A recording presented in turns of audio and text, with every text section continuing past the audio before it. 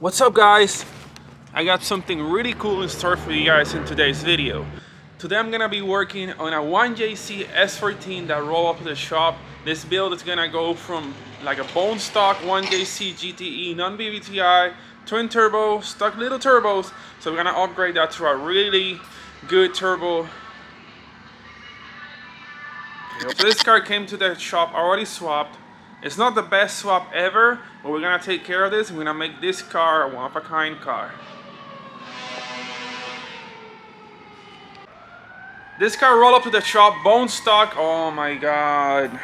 This car rolled into the shop, bone stock, 1JZGTE swap, and we're gonna change that today. We're gonna take care of this engine. We're gonna do a bit of an overhaul to the engine, and then we're gonna upgrade to a single Garrett GTX 3076R turbo. You guys ready to see this car? Got my RX-7 here. We got the 11. We're almost finished with this thing. And then here we have this 1JZ GTE non-BVTI Nissan S14. So it's a 240SX. It's a 97. So it's actually a Kouki. It's not converted. Or Kouki. Since you guys are already gonna make fun of me because of that, I already know it in the comments below. Looking up close here, well, the swap doesn't look the greatest. All of this stuff's gotta go. That means no more stock twins. You're gonna have a very nice single turbo here. Intake manifold has definitely seen better days. It's looking all crusty. We're definitely gonna take care of that.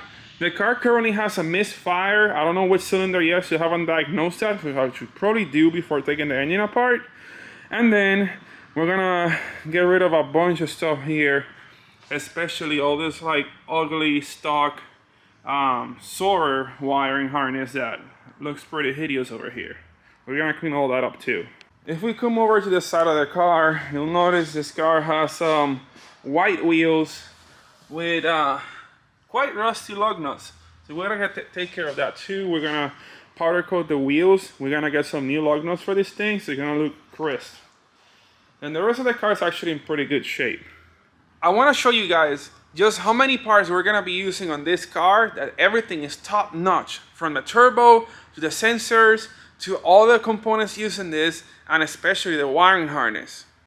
Here we have some of the parts that we're going to be using, starting with a Garrett GTX 3076R ball bearing turbo. So this thing is super nice. We have a Dog Racing twin scrolled dual wastegated exhaust manifold, along with a set of Turbo Smart Comp 40mm wastegates. Then we have our Race Sport blow off. This one is the black edition. You can see everything is blacked out on this one. It's pretty cool.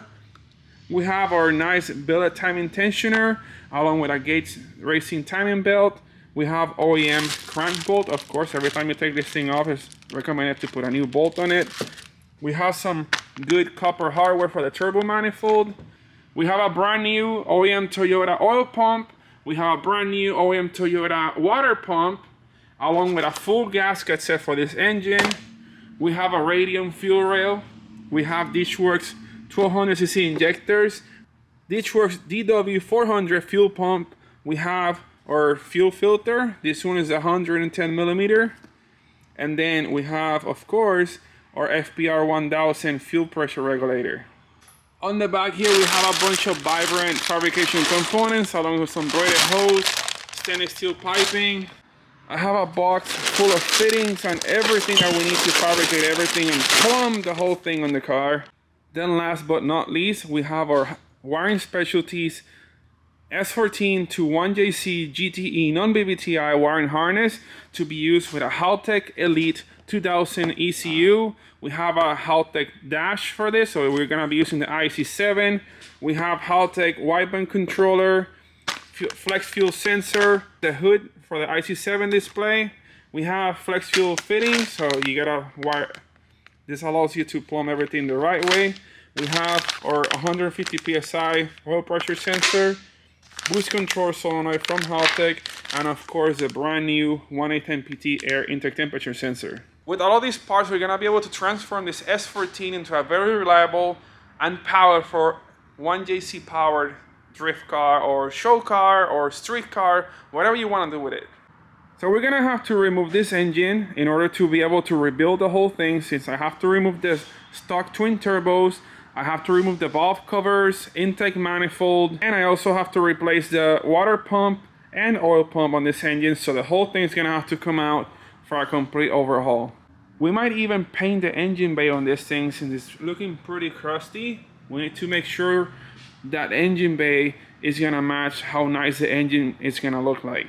I almost forgot to mention this little guy, or should I say big guy right here. We have a Mishimoto Type R intercooler. This is a 4-inch core, same one I'm using on my E36 drift car.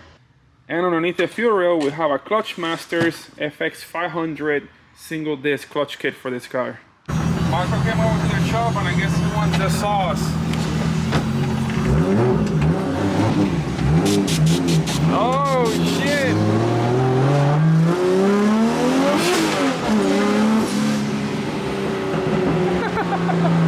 One-handed driving is so hard.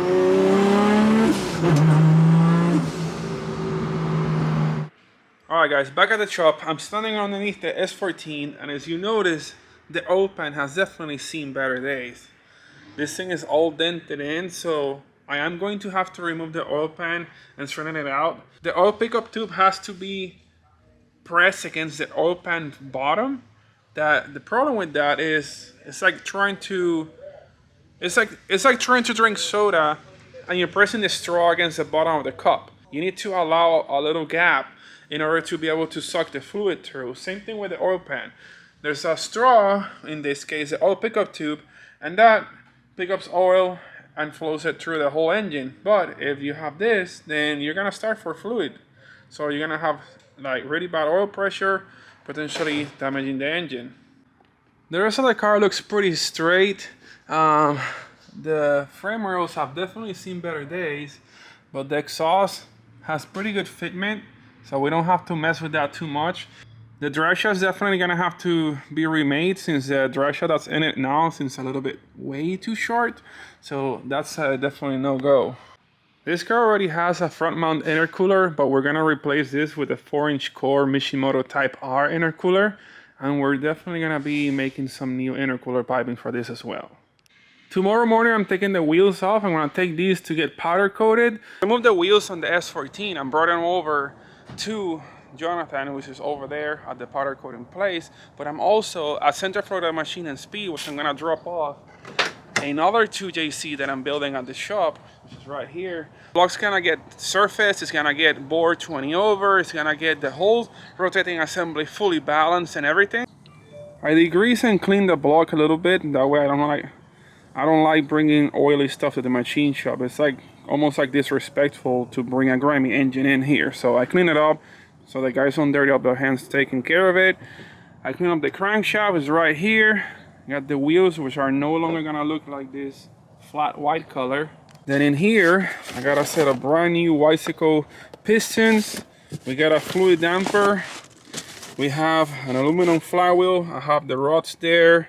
I got all the hardware to put the engine together. When balancing the rotating assembly, you want to put everything on the crankshaft as if you're gonna have it in the engine. That means the drive pulley has to be installed, the harmonic balancer has to be installed, and the flywheel also has to be installed, but not the clutch disc, since the clutch disc is a replaceable part that's just floating around. But those are the components you're gonna have to put on your crankshaft when balancing it. Then of course you also have to bring the rods and pistons that you're gonna use with the engine. All right. No parking. Cummins, man. Twin turbo, single turbo. Is it? You didn't even let me. We got a twin turbo. You didn't even let me do my introduction. I just went all the way from over there, all the way here. You know how long that took? I cut intro. Now it'll splice and then it'll be in on Alberto's part. All right, so you get ready to like make these wheels like pink. Oh, we're gonna. Oh, you told them. Yeah, they're gonna be. I haven't told them what color it is, but it's gonna be like almost like a pink color. Or something. Yeah, like the shade of pink. They're gonna go insane over this shit. It's gonna be crazy. Yeah, like it's gonna be so much different from this bland, ugly, flat black white wheels to this super exotic color. It's like Walmart rattle can white. Yeah, something like that. I guess. What color do you think this is? Or was? And we're back at the shop. Now it's time to remove the 1JZ out of the S14. This is the last time it's gonna look like this. A few hours later, and the engine is ready to come off. Wiring harness is completely removed from the inside of that car, so the engine harness is attached to the engine itself only. The AC lines have been removed. The coolant lines, as well as the radiator, have been removed. Serpentine belt is off, so I could take all the power lines over here. I removed the power steering pump, put it aside so that stays connected to the car. The only thing I have attached to the engine are the fuel lines, which those are still gonna be trash anyways. I'm not reusing those since I'm gonna upgrade to braided steel line. That means I got this bolt right here for the motor mount to remove, then as well as the other side, and the 4-bolt holding the transmission mount to the chassis. Even though I'm removing the transmission and the engine together, I went ahead and removed the pressure plate bolts at this time since it was a lot easier to spin the engine and do it from over here rather than having to do that in the floor. Since the openings on the bell housing are on the bottom sides, I don't want to have to be like leaning over to get those off, so this is a good time to take care of those. Alright guys, everything is disconnected. It's time for this 1JZ to come off. Let's see.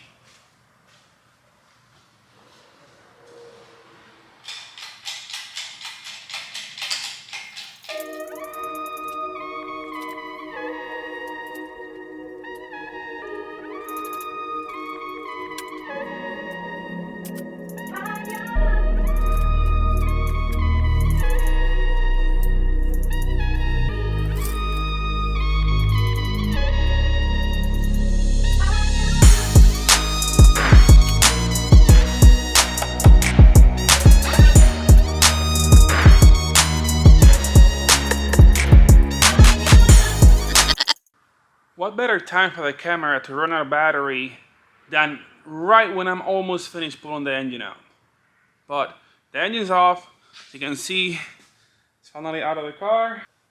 Now we gotta tear this thing apart, but that's definitely gonna be on the next video. There's already too much going on in this one, so I'm gonna go ahead and close this video now. I really appreciate you guys for watching. Please smash that like button and subscribe for more awesome content. I'll show you guys the teardown on this 1JZ in the next video, so stay tuned for more, guys.